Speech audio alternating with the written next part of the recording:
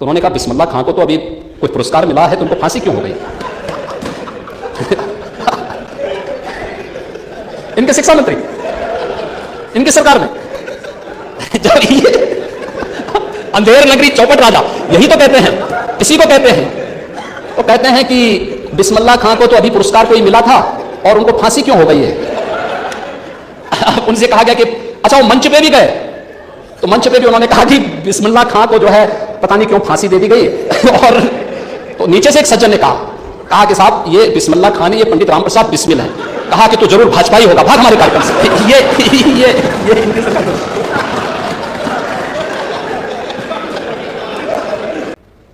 तो उनको जब बुलाया गया तो उनसे कहा गया कि, तो उन्होंने कहा कि किसकी जयंती? कहा जयंती नहीं, आज इनकी शहादत दिवस है, इनको फांसी भी दी। तो चौपट शिक्षा व्यवस्था में चौपट होना ही होना था। शिक्षा तो चौपट होती ही होती। जहां अधिकारी मंत्री को नहीं जान पा रहा है और बिस्मिल्लाह खां और रामप्रसाद बिस्मिल में अगर आपका शिक्षा मंत्री नहीं महसूस कर रहा था तो उसको तो चौपट होना ही होना था। तो वहां बच्चे नकल नहीं करते तो क्या करते?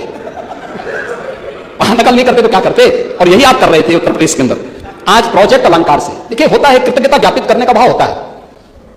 देखिए मैं आपको सही बताऊं, ये कहानी नहीं, मैं सच्चाई आपको बताऊं, मेरे पास प्रमाण है, उसके प्रमाण है। देखो हम इस सदन में आ रहे हैं तो उन बातों को बोलते हैं जो पांडे जी जैसे व्यवहारिक बात कर रहे थे वही व्यवहारिक बात में बोल रहा, वही व्यवहारिकता है। लेकिन एक भाव होता है, हमें से कोई भी व्यक्ति जिस विद्यालय में पढ़े होते हैं, भाई हम लोगों के समय में पब्लिक स्कूल नहीं थे, मॉडर्न स्कूल नहीं थे, बेसिक शिक्षा परिषद के स्कूलों में या गवर्नमेंट इंटर कॉलेजेस में या जो गवर्नमेंट एडेड कॉलेजेस थे उन्हीं कॉलेजेस में सभी लोग पढ़े थे।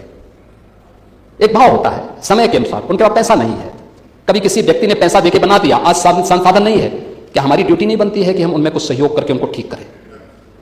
प्रबंधन में कब्जा करने की प्रवृत्ति तो हमने सुनी है, लेकिन कोई व्यक्ति आगे आकर के करे इस काम को, बहुत कम देखने को मिलता है, बहुत कम देखने को मिलता है। और हम लोगों के मन में आता है कि हर जनप्रतिनिधि का दायित्व बनता है, क्योंकि जनप्रतिनिधि जो करेगा, एक विधायक जो करता है, कम से कम 6 लाख लोग का प्रतिनिधित्व कर रहा होता है, 6 से 8 लाख लोगों को वह लीड करता है, लीडरशिप देता है।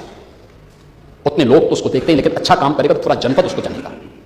हम जिस विद्यालय में पढ़े हैं, ऑपरेशन कायाकल्प के माध्यम से आप लोगों ने उन विद्यालयों के कायाकल्प को जोड़ा, आज उसके परिणाम है, नीति आयोग ने इसको स्वीकार किया। प्रोजेक्ट अलंकार के अंतर्गत भी यह काम हो रहा है। मैं तो एक दिन औरैया गया था, वहां एक विद्यालय में इंटर कॉलेज, बड़ा इंटर कॉलेज, बहुत अच्छा बना था। चुनाव के दौरान में 19 में भी और 22 में भी वहां गया था, तो वो भवन ऐसे ही था। तो मैं एक दिन वहां गया था कृषि गोष्ठी में, तो मैंने कृषि गोष्ठी के पहले देखा, मैंने भवन वैसे के वैसे, तो मैंने कहा वहां के डीएम से पूछा, मैंने कहा ये भवन में कहीं से पैसा नहीं मिला है क्या? मैंने कहा प्रबंधक कौन है, प्रिंसिपल कौन है, थोड़ा बुलवाना मेरे सामने थोड़ी देर में, मैं भी बैठक से आता हूँ। वहां के जनप्रतिनिधियों को बुलाया मैंने, विधायक, एमएलसीज थे, माननीय सांसद थे, मैंने बुलवाया, वो भी थे मेरे सामने। मैंने प्रबंधक से पूछा, मैंने कहा हमने प्रोजेक्ट अलंकार एक योजना चलाई है जिसमें माध्यमिक स्कूलों में जो पुराने विद्यालय हैं उनमें 75% पैसा सरकार दे रही है, 25% आपको देना है। तो उन्होंने कहा हमारे पास 25% भी नहीं है। मैंने कहा जनप्रतिनिधियों से आप दिखवा के दे दीजिए। उन्होंने कहा कौन जनप्रतिनिधि देगा? मैंने विधायकों से कहा, मैंने कहा 10 लाख आप दीजिए, 10 लाख आप दीजिए, 10 लाख आप दीजिए, 30 लाख हो जाएगा तो बाकी 1 करोड़ की सरकार इनको अपने आप ही दे देगी। 1 करोड़ में कम से कम रंग रोगन और इसका मरम्मत तो कर देंगे, इतनी भव्य भवन को ठीक तो कर लेंगे, बच्चा कोई भी होगा प्रदेश का पढ़ेगा। और प्रोजेक्ट अलंकार ये सरकार चला रही है। हम अब तक 500 करोड़ रुपए उत्तर प्रदेश के गवर्नमेंट कॉलेजेस को और एडेड कॉलेजेस को अलग अलग जनपदों में दे चुके हैं और माननीय जनप्रतिनिधि इसमें भागीदार बन चुके हैं। उसके भूमिका में और कोई भेदभाव नहीं है कि केवल सत्ता पक्ष से जुड़े हुए लोगों का करेंगे, विपक्ष का नहीं करेंगे। हमने कहा नहीं, जो भी आता है विद्यालय विद्यालय सबको दीजिए, दिया जा रहा है। ये प्रोजेक्ट अलंकार भी सरकार बना रही है। यूनिवर्सिटीज की पॉलिसी, अरे आपकी सड़क बन गई है, आप चकाचक करिए, वजन कम कर लीजिए तो सड़क में गड्ढे कम पड़ेंगे। टेंडर हो गया, वो भी काम होने जा रहा है। सब आज ही बोल देंगे तो फिर परसों क्या बोलेंगे? आपकी सड़क बन गई है तभी भी आप जो है वही कर रहे हैं, लेकिन सड़क पे गड्ढे आपके कारण ही ज्यादा पड़े हैं। वजन कंट्रोल करिए, आप स्वास्थ्य के लिए अच्छा होगा। महोदय, आज प्रोजेक्ट अलंकार, पुस्तकालय, प्रयोगशालाएं, मल्टीपर्पज हॉल, पेयजल और इसके अंतर्गत अन्य जो योजनाएं हैं ये सभी हम लोग प्रदेश के अंदर कर रहे हैं। और विश्वविद्यालयों के निर्माण के लिए भी आज प्रदेश के अंदर आप देख रहे होंगे कि एक पॉलिसी बना दी गई है। निजी क्षेत्र में कोई विश्वविद्यालय बनाना चाहेगा, आज लगभग 52 विश्वविद्यालय निजी क्षेत्र में भी बन चुके हैं। एक मंडल एक विश्वविद्यालय, इस लक्ष्य को हमने प्राप्त किया है। जहां नहीं थे वहां नए विश्वविद्यालय गवर्नमेंट ने भी बनाए हैं और उसमें भी हम लोगों ने कार्य किया है। रिजल्ट एमएसएमई सेक्टर को आगे बढ़ाना, औद्योगिक निवेश को बढ़ाने का परिणाम क्या है? एम्प्लॉयमेंट बढ़ा है, अनएम्प्लॉयमेंट रेट कम हुआ है, उत्तर प्रदेश का एक्सपोर्ट बढ़ा है। 84,000 करोड़ का एक्सपोर्ट होता था आपके समय में और बढ़कर के लगभग 2 लाख करोड़ तक पहुंचा है, लगातार वो बढ़ रहा है। और इसीलिए आज के इस अवसर पर आप कुछ बातें आपने कही और हम लोग उस दिशा में यद्यपि बोलना नहीं चाहते थे और हम लोग ये भी नहीं चाहते थे कि इस पर हम लोगों को बहुत बोलना पड़े।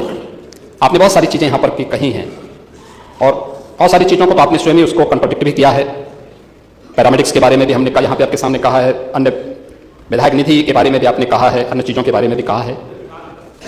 लेकिन जो बातें मैंने आपके सामने पहले भी कही कि और क्यों समाजवादी पार्टी बार बार एक झूठ को दोहराने का प्रयास करती है अनावश्यक रूप से, यानी जो मुद्दा नहीं था उसको जानबूझ करके मुद्दा बना करके और उसके माध्यम से जो चीजें प्रयास किया गया। मैं कहता हूं, क्या हर व्यक्ति अपने लिए मुख्यमंत्री बनकर के प्रदेश के अंदर घूम जाएगा? कोई भी मंत्री का बोर्ड लगा करके घूम जाएगा? कोई भी समाजवादी पार्टी का राष्ट्रीय अध्यक्ष बनकर के कोई घूम जाएगा? एक सिस्टम है, एक व्यवस्था है। भारत के सनातन धर्म की भी यही व्यवस्थाएं हैं। शंकराचार्य का पद भारत के सनातन धर्म में सर्वोच्च और सम्मानित पद माना जाता है।